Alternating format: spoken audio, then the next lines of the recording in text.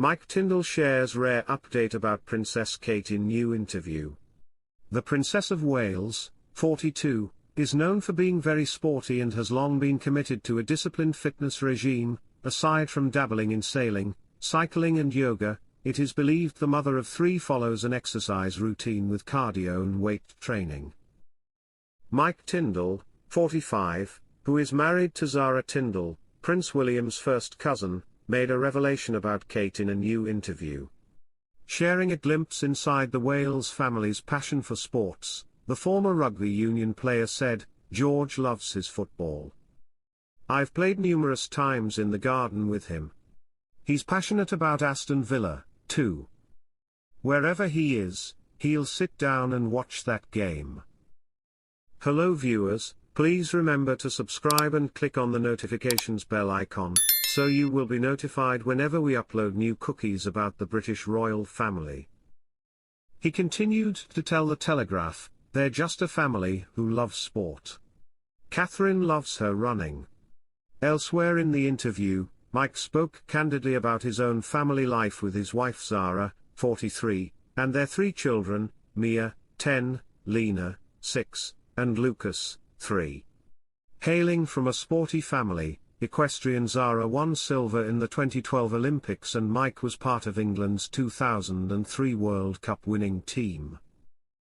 Therefore, it is perhaps no surprise that the Tindall children are following in their parents' footsteps. Reflecting on Lucas, Mike shared, "You can't stop him. He wants physical contact. He wants to be wrestled.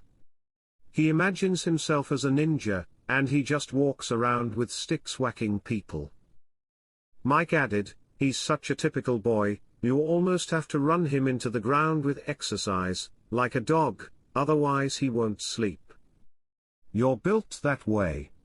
So, being fully masculine, which a lot of rugby players are, is not a bad thing. Reflecting on her self-consciousness ahead of the royal meeting, she said, "We get to Gackham Park and I was quite chubby as a child and I was bawling my eyes out on the way there in this school dress with a belt that wouldn't do up and I thought I'm going to meet a princess and I'm overweight. And the local paper were covering it," reports the Express. The guest recounted her meeting with Princess Anne, saying, "Anyway, we get to Gackham Park, go in and were greeted by Princess Anne who just took one look at me and said, 'Are you okay?' As she could see I had been crying. And I just said I'm just so fat. And I cried my eyes out and she put her arm around me, and sat me down and said you look splendid." The guest continued, "And I said and your house smells of dog. And she just laughed and she could not have been lovelier so my experience of a real-life princess was really quite maternal." Princess Anne recently attended a ceremony marking the 80th anniversary of Operation Market Garden in the Netherlands, earning praise from royal fans. One fan wrote on X, "There is no one more deserving to represent her brother. It's an overused term, but Princess Anne is a national treasure and a great asset to her nation." Another fan commented, "Princess Anne works longer and harder than anyone else in the royal family. She would have made an outstanding queen like her mother and grandmother." Princess Anne's spectacular conservatory at Gackham Park is ideal for family parties. Princess Anne and her husband Sir Timothy Lawrence live at Gackham Park and the pair are close neighbours with the Princess Royal's 2 children, Zara Tindall and Peter Phillips, who also live on the sprawling 730-acre estate in Gloucestershire with their respective families. Princess Anne, 74, resides in the main house, a Grade II listed building which was a wedding gift from her late mother Queen Elizabeth II in 1976. The impressive property features enormous reception rooms, lounges, a study, a library, and a billiards room. Now that Peter and Zara, along with Zara's husband Mike Tindall and their 3 children Mia, Lena, and Lucas, both live close to their mum, it's not surprising that the family have ensured they have plenty of space to come together for joint celebrations. The family already has their famous party barn to utilize, a converted barn with high-beamed ceilings, a fully fitted kitchen, and a wine fridge ideal for soirees, but Anne's enormous home also has a spectacular conservatory to the side of the building, which would be ideal for hosting dinner parties and family get-togethers.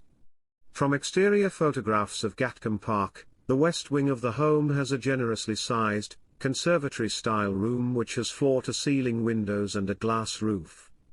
It appears this orangery-style area is all one room, and while it's not confirmed exactly how the family make the most of this part of Gatcombe, the huge space and beautiful glass ceiling make it the perfect space to place a large dining table in the center, perhaps for Christmas dinner or family birthday parties.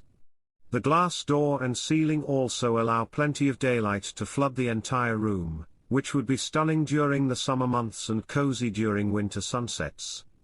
Princess Anne has rarely shown photographs inside her home, only giving royal fans a glimpse of what the rooms might look like during a Zoom call from her study, and when she and Timothy were pictured watching television in their living room.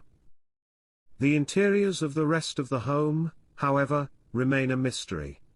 In 2021, a photograph was shared on the royal family's official Instagram page, showing Anne and her husband, 69, relaxing on their sofa while watching sport. The room featured classic wooden accents such as wooden bookcases and a wooden cabinet, though the television is far more modern. The Princess Royal has also kept cozy, patterned sofas in the room for them to rest and watch TV.